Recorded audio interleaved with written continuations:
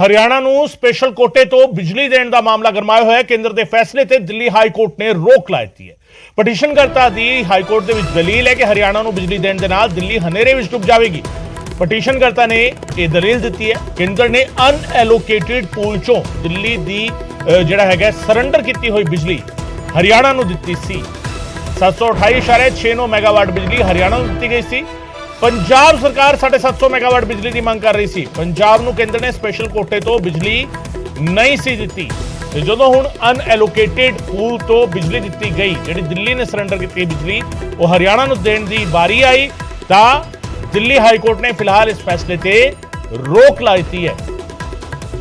साडे नाल साडे सहयोगी सुशील पांडे फोन लाइन से जुड़ रहे हैं। सुशील, क्या कहा गया है दिल्ली हाईकोर्ट की तरफ से? देखिए, सबसे बड़ी बात ये है फिलहाल कि जो बीसीएस यमुना है, जो फिलहाल बिजली कंपनी है, उनकी तरफ से कहा गया है कि अगर तुरंत इस पूरे मामले पर कोई फैसला लिया जाएगा तो निश्चित रूप से जो फिलहाल पूरी दिल्ली की आबादी है, यानी कि 24 घंटे में दिल्ली के 23% आबादी को बिजली के संकट का सामना करना पड़ सकता है।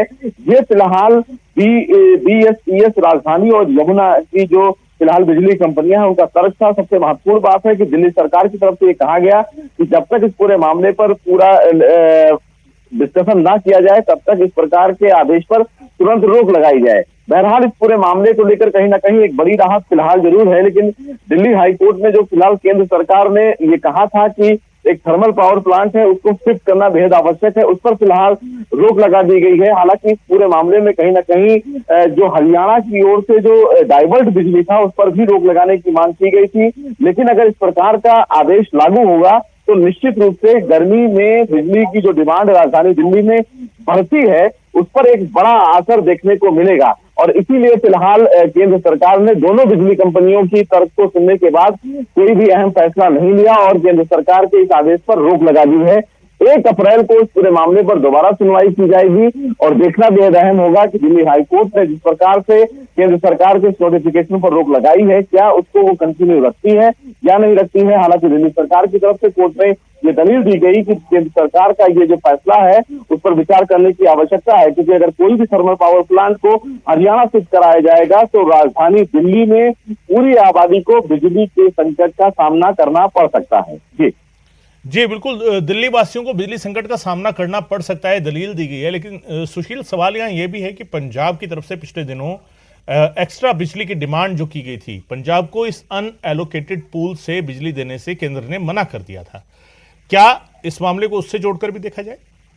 जी देखिए, निश्चित रूप से जो तमाम फिलहाल राजधानी दिल्ली में बिजली के पावर प्लांट हैं, यानी कि जो थर्मल पावर प्लांट हैं, निश्चित रूप से उससे कई राज्यों को बिजली दी जाती है। और इस मामले में पंजाब की पहले से भी लगातार डिमांड ये रही है कि वो लगातार केंद्र से बिजली के आवंटन को लेकर लगातार मांग करते रहे हैं। क्योंकि राजधानी दिल्ली की ही बात ना करें, अगर पंजाब की ही बात करें तो बिजली गर्मियों में डिमांड जो मेगावाट का डिमांड होता है वो बढ़ जाता है। और इस पूरे मामले में कहीं ना कहीं अगर बात करें एनटीपीसी के Dadri second power station power plant की, जिसकी पूरी जो क्षमता है वो 728 मेगावाट क्षमता है, जो फिलहाल हरियाणा को आवंटित करने का फैसला किया गया था, निश्चित रूप से कहीं ना कहीं इस पूरे फैसले से इफेक्ट उस पर पड़ेगा।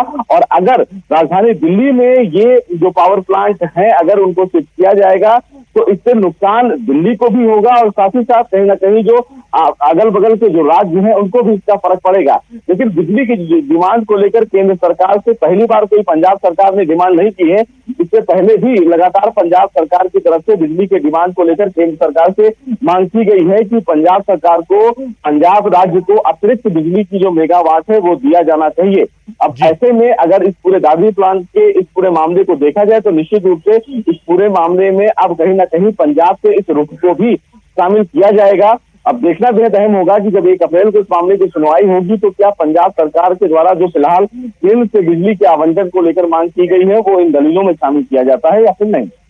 जी सुशील, बहुत बहुत शुक्रिया इस तमाम जानकारी के लिए। सुशील पांडे मेरे सहयोगी दिल्ली जानकारी दे रहे सन। मसला की है पेज कितने जाके उलझदा है कि जेकर दिल्ली तो ये बिजली दी जाती है, अनएलोकेटेड पूल तो यह बिजली दी जाती है, दिल्ली वाले लिए दिक्कत किवें खड़ी हो सकती है, हरियाणा को बिजली देने तो क्यों मना किया गया, पंजाब को बिजली देने तो क्यों मना किया, सारा डिटेल दे विच जिहड़ा हैगा सुशील पांडे ने मेरे सहयोगी ने दस्सिया इस पूरे मसले